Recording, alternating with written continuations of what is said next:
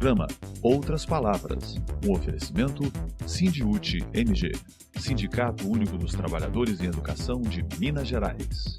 Rio de lama, doce agora amargo, vem me varre cama e sonhos, segue tudo pro além, me diga vale. Olá, veja agora. Como é possível que uma mineradora construa uma barragem sem ter a dimensão do impacto do seu rompimento? Foi isso que aconteceu. Assim como em Mariana, que devastou distritos, que devastou nosso Rio Doce, aqui ela não sabia, ou não quis saber, ou não se importou qual seria o trajeto da lama caso acontecesse o que acabou acontecendo. Movimentos sociais e sindicais cobram justiça. O que a gente vê aqui é dor e sofrimento a todo momento, é uma ansiedade, é um desespero muito grande. Nós não sabemos, a população está sem o direito à sua informação.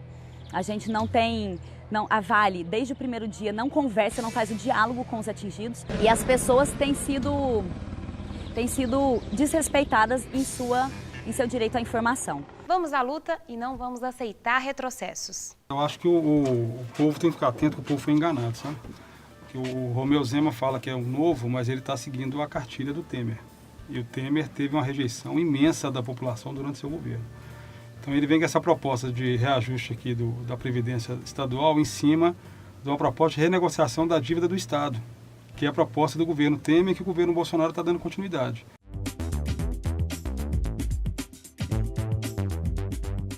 Choque de realidade.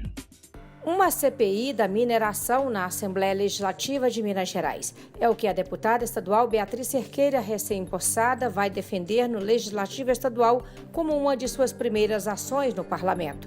No último dia 29 de janeiro, durante uma reunião de articulação com lideranças sociais, populares e sindicais no auditório da Assembleia, esse assunto foi amplamente discutido por várias pessoas que lotaram esse espaço. Desde que a barragem 1 da mina Córrego do Feijão, da Vale S.A. em Brumadinho, rompeu no último dia 25 de janeiro, deixando um triste saldo de dezenas e dezenas de mortos, centenas de desaparecidos e desabrigados, e um cenário de lama, muita lama, que já percorreu um longo caminho em Minas, indo de Brumadinho até a calha do rio Paraupeba, e com grandes chances de também inundar o rio São Francisco. Essa barragem, conforme divulgado pela empresa, tinha como finalidade a disposição de rejeitos provenientes da produção. Foi construída em 1976 pela Ferteco Mineração, que foi adquirida pela Vale em abril de 2001. A altura da barragem era de 86 metros, o comprimento da crista 720 metros. Os rejeitos dispostos ocupavam uma área de 249 mil metros quadrados e o volume disposto era de mais de 11 milhões de metros cúbicos. Beatriz Cerqueira, ao falar deste crime, levanta interrogações sobre a segurança no local, da população, dos funcionários da Vale e faz diversos questionamentos. Eu acompanho e aprendi a conversar sobre esse modelo predatório de mineração em 2015, quando a barragem de Fundão se rompeu e, portanto, a partir daí nós começamos toda uma luta que ainda não terminou. Então, é uma lamentável experiência que eu não queria ter, mas que nos faz não ficar indiferentes ao que está acontecendo. Nós estamos agora onde, em outras circunstâncias, nós veríamos o restaurante, nós veríamos o ambulatório, o setor administrativo da Vale. A primeira pergunta: como uma mineradora constrói abaixo da barragem esses setores? Como é possível isso? A segunda pergunta: por que não teve sirene? Ano passado houve uma simulação com a população com sirene e a população aprendeu que era necessário esperar a sirene, porque se ela tocasse significa que haveria algum problema. A sirene não tocou. Como é possível isso? De novo, em Mariana, quando aconteceu a barragem de Fundão se rompeu, também não teve sirene que alertasse as pessoas. Terceira pergunta: como é possível que uma mineradora construa uma barragem sem ter a dimensão do impacto do seu rompimento? Foi isso que aconteceu. Assim como em Mariana, que devastou distritos, que devastou nosso Rio Doce, aqui ela não sabia, ou não quis saber, ou não se importou qual seria o trajeto da lama caso acontecesse o que acabou acontecendo. Quarto, pessoal, é preciso identificar corretamente. Não foi acidente. Acidente é algo fortuito, mas quando você assume os riscos e as consequências, é um crime. O que nós estamos diante é de um novo crime de uma mineradora. E por isso, as respostas precisam ser muito, muito rígidas e muito efetivas. Imediatamente após um crime como este, como foi o de 2015 em Mariana, acontece um controle gigantesco que a mineradora faz sobre quem são os atingidos, os desaparecidos. É ela quem faz esse controle das informações. Ela continua controlando a barragem que rompeu, as que não romperam, como é o caso aqui, que existem barragens que não romperam, e o poder público só atua com as informações fornecidas pela mineradora. Ela não deixa a auto-organização da sociedade, da comunidade, dos atingidos se estabelecer. Ela criminaliza lideranças comunitárias, religiosas, ela criminaliza qualquer liderança que ouse fazer a auto-organização daquelas pessoas atingidas. Não se iluda, a mineradora ela tem tentáculos em vários poderes. Isso talvez possa explicar como que depois da morte, o assassinato de 20 pessoas em Bento Rodrigues, em 2015, que eram ou crianças ou idosos ou funcionários da Samarco, ninguém está preso por este crime. Mesmo com o exímio trabalho da Polícia Civil de Minas Gerais, que fez o inquérito, apurou tudo, todas as irregularidades praticadas, ainda assim ninguém está preso. O sistema é muito poderoso, mas Beatriz Cerqueira diz que é preciso encarar a realidade, cobrar da Vale a sua responsabilidade e das autoridades competentes que elas façam valer a justiça. Nós estamos enfrentando um sistema poderosíssimo, mas que, na minha opinião, precisa ser enfrentado. E eu quero também fazer uma última observação. A gente é bombardeado com informações de que o privado é o que é bom, né? O público é ineficiente, o público não presta, o público não dá conta.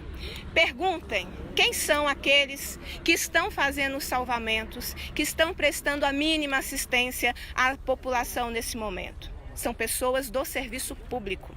Então, o privado veio aqui, destruiu, matou esse ato criminoso que nós estamos denunciando.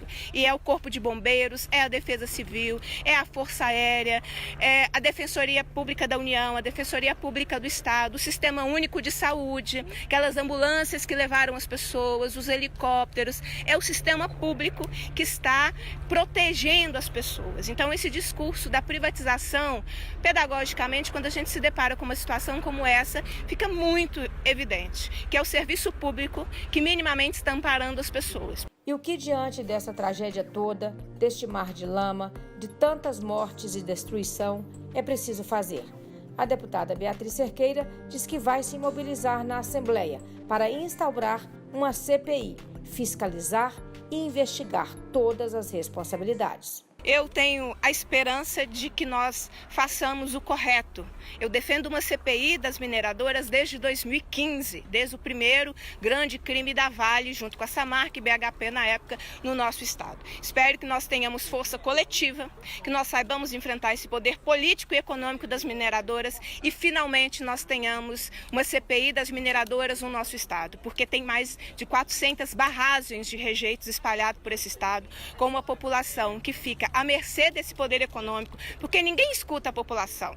Muita gente aqui alertou sobre o que poderia acontecer. As pessoas só são escutadas na sua tragédia pessoal e no seu sofrimento depois que a gente tem um rompimento de uma barragem. Mas antes dela romper, a comunidade fica sozinha, isolada, lutando contra um monstro gigante que é a Vale com todo o seu poder político e econômico. Então espero que a gente enfrente esse poder e que a gente constitua a CPI para fiscalizar, para apurar, para investigar todas as responsabilidades responsabilidades. É uma resposta política fundamental e importantíssima. E espero que quando iniciar a legislatura agora aqui da Assembleia Legislativa de Minas, nós possamos votar projetos importantes, porque tem um projeto de lei que é uma política estadual dos atingidos por barragem. Como é que você explica que depois de um crime como o que aconteceu em Mariana, 3 anos depois você não tem uma política estadual que ampare as pessoas que são atingidas pelo rompimento de barragens? E tem outro projeto também que se relaciona à proibição de barragens desse tipo. É uma política estadual no estado muito importante que também não foi votado. O poder econômico das mineradoras é muito forte, mas de acordo com Beatriz Cerqueira, é preciso não deixar esses crimes caírem no esquecimento. Vocês devem imaginar por que esses projetos, que são de 2016, se eu não me engano, não foram concluídos. O forte poder econômico e político das mineradoras. Porque esse é um outro elemento e com isso eu termino. O impacto do rompimento de barragem, ele dura anos. Ele é de longa duração. As pessoas vão continuar sofrendo várias violações de direitos por muito tempo. Então é preciso que a gente continue falando de Brumadinho por muito tempo, assim como a gente tem que continuar falando de Mariana pelo tempo que for necessário. Diga, vale, quanto vale a vida de alguém? Rio de lama, doce agora amargo. Em Casa Nova, distrito de Brumadinho, também atingido pela lama da Vale, o coordenador do MAB, Movimento dos Atingidos por Barragens, Pablo Dias, fala da realidade que se vê. A gente está aqui agora em Casa Nova, um distrito de Brumadinho, e para atualizar um pouco das informações que a gente teve agora a partir das autoridades. A informação é que romperam 4 barragens, na verdade, uma grande e outras 3 menores. Existe uma 5ª barragem que é de água e não de rejeito como as outras 4, que está trincada também em risco de rompimento. Existe agora um time grande de pessoas que estão fazendo monitoramento, acompanhamento, bombeiros, e está uma grande preocupação e uma incerteza do que vai ser o resultado e os desdobramentos disso. E a gente continua aqui firme para organizar, para prestar solidariedade e contribuir o processo de luta e garantia de direito da população atingida, do meio ambiente, defesa e denúncia. Monstro desceu corredeira, ensinando tudo à sua frente. As pessoas que perderam os seus entes queridos estavam ali sem ter uma condução para levar até o João 23. A população do Brasil que está de parabéns, que começaram a enviar centenas e centenas de água, colchões, fralda descartável e alimentos para cá. Poderia contar para essas pessoas que o dinheiro não é tudo, que a destruição do meio ambiente, a vida das pessoas também fazem parte de um ecossistema inteligente. A gente fica um pouco se sentindo muito impotente. Toda a realeza, através do financiamento de campanha. Tá todo mundo preocupado, mas tá todo mundo comendo, todo mundo bebendo. Graças a Deus, ninguém até hoje não ficou sem lugar para dormir. Vamos manter a calma e vamos fazer tudo bonitinho dentro da lei, tá? Não faz nada com a cabeça quente, porque vai dar errado. Depois todo mundo some, a Vale não vai querer saber, nem o Ministério Público não vai poder fazer mais nada. Então, assim, nós, é por nós, tá? Não assina documento. Ninguém faz nada enquanto não tiver papel do Ministério Público protocolado, bonitinho. Não faz, gente, por favor. Porque depois assina, 50 moradores saem daqui, o resto fica aqui. Não vai ter jeito, não vai ter nada. Vai ser miséria, vai ser cemitério ao céu aberto. É assim que vai funcionar. Então vigia, não assina documento. Sai da frente, camarada. Nós estamos aqui agora no Espaço Conhecimento, que é um espaço da Vale. O Espaço Conhecimento é um espaço que a Vale está usando para fazer o acolhimento, como se fosse possível, das famílias atingidas. Ela tem que ser afastada dos atingidos, ela não tem o direito de estar próxima dos atingidos, ela não tem direito de estar fazendo o cadastramento dos atingidos, não são os psicólogos da Vale que tem que atender, é obrigação dela fazer isso, mas a sociedade civil, ela tem que estar junto também para que a Vale não faça o que ela fez em Mariana, né? Em Mariana a gente teve uma situação, uma série de situações em que a Vale continuou, e até hoje a Vale continua em Mariana, sendo responsável pelo tratamento no dia a dia com os atingidos. Quando é colocada essa empresa Renova, a empresa Renova foi uma empresa que foi criada após o crime de Mariana, com a perspectiva de fazer essa reparação aos atingidos lá pela barragem de Fundão, que se rompeu em Mariana há 3 anos atrás. A Renova é uma empresa que está tratando com os atingidos a forma de reparação. No entanto, a Renova é controlada pela Vale e pela BHP, que são as empresas criminosas, que são as donas proprietárias da Samarco. O que a gente exige é que seja feito apenas um formulário de emergência, que está sendo construído junto com o Ministério Público. Um formulário emergencial que dê contas somente do necessário para o atendimento emergencial da população. Então a gente tem uma série de famílias, são inúmeras famílias que estão sem casa, suas casas estão embaixo da lama, tem inúmeras famílias que não podem estar sua casa em pé, mas elas estão em meio à lama, a lama está em volta de toda a sua casa, provocando uma situação de saúde e uma situação psicológica muito difícil. Muitas casas o acesso não é possível. E por causa disso, então, é fundamental fazer um atendimento imediato, emergencial, e também para aqueles que estão com entes desaparecidos, também tem esse formulário. Então chama formulário emergencial, não chama cadastro, isso está sendo construído com o Ministério Público. A Vale se comprometeu a fazer apenas esse formulário e não fazer o cadastramento. Então é fundamental que todo mundo acompanhe o trabalho da Vale na região e garanta que a Vale não faça esse cadastramento. Caso for feito algum cadastramento daqui para frente, que isso imediatamente seja denunciado. O movimento do Atingidos por Barragem está aqui na área desde o início, né? O que a gente vê aqui é dor e sofrimento a todo momento, é uma ansiedade, é um desespero muito grande. Nós não sabemos, a população está sem o direito à sua informação. A gente não tem... a Vale, desde o primeiro dia, não conversa, não faz o diálogo com os atingidos. E as pessoas têm sido desrespeitadas em seu direito à informação. O movimento dos atingidos por barragens exige que a Vale respeite o direito à informação da população atingida de Brumadinho e faça a publicação dessa lista de moradores desaparecidos, de não empregados desaparecidos, que a gente sabe que pode chegar pelo menos ao dobro da população, no mínimo 600 nomes desaparecidos no total desse massacre que aconteceu aqui em Brumadinho, de responsabilidade da Vale. Atualidade. Nosso legado é de luta. Jocely Andrioli afirma que recursos naturais e riquezas, como água e o petróleo, são estratégicas e que privatizar esses bens do povo brasileiro é ferir de morte a soberania do país. Nós vimos nos últimos anos que onde tem petróleo, tem intervenção, tem guerras colocadas no mundo nesse momento.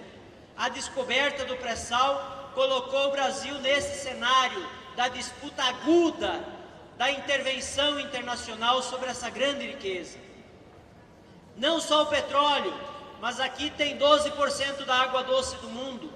Não só água e petróleo, mas aqui tem os minérios estratégicos para a indústria desse momento histórico.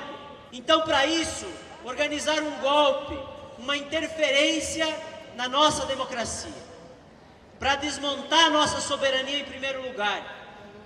A nossa soberania, que significa a condição que o Brasil tem de ser um grande país, e aqui tem uma grande nação, e aqui tem as condições objetivas para não existir fome, não existir desigualdade e ter abundância, e a condição inclusive de nós enquanto país sermos solidários do ponto de vista das nossas bases com o mundo inteiro. Então, a soberania que está sendo atacada, aqui não tem só base natural, aqui tem um Estado muito bem organizado, que nesse momento é disputado. Empresas estatais estratégicas, como a Petrobras, que é a principal empresa estatal estratégica do nosso país. Não é de varde que todo o golpe se montou em cima da Petrobras. A Petrobras é uma das maiores petroleiras do mundo, e não é só a maior, ela possui uma das principais tecnologias mundiais da grande disputa do petróleo mundial, que é a capacidade de identificar petróleo e possibilita a disputa da nova fronteira de petróleo no mundo, que foi a descoberta, a tecnologia que descobriu o pré-sal.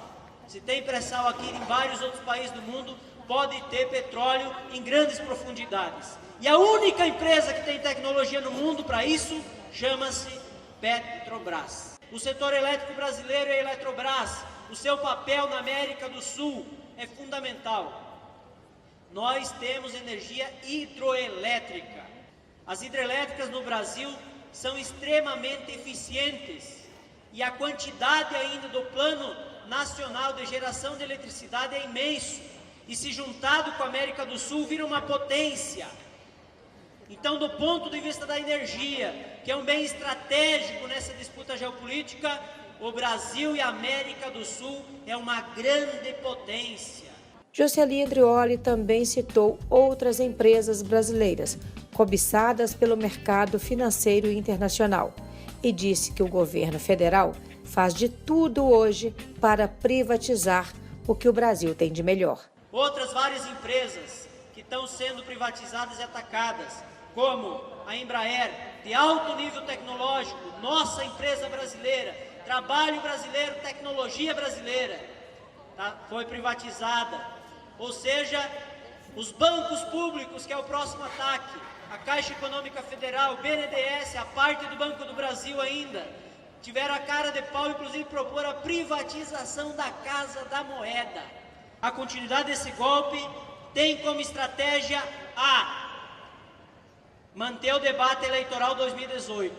Esse foi o primeiro plano e por isso prenderam Lula, para tentar ter chance eleitoral, para legitimar o golpe a partir de dizer que não houve um golpe, está retomada a democracia, porque vai ter eleições em 2018. Mas eleições, como estavam previstas, não está dando certo.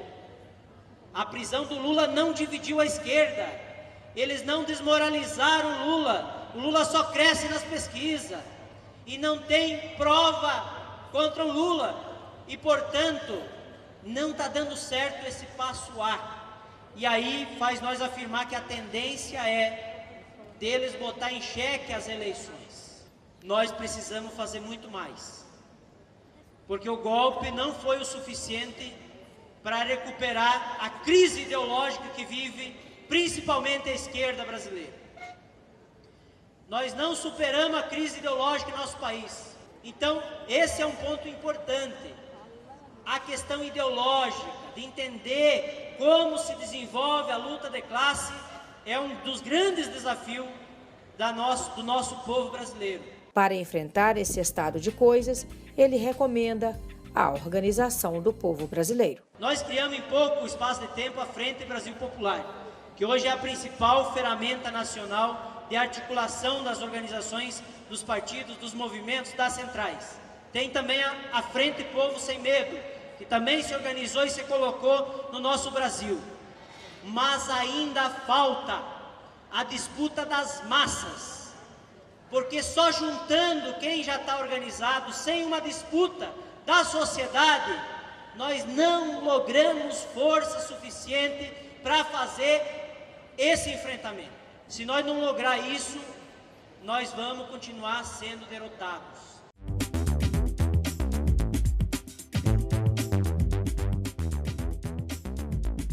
Velhas lutas, grandes desafios. O Roda de Conversa dessa semana está abordando um tema que vai te interessar muito de perto, a reforma da Previdência.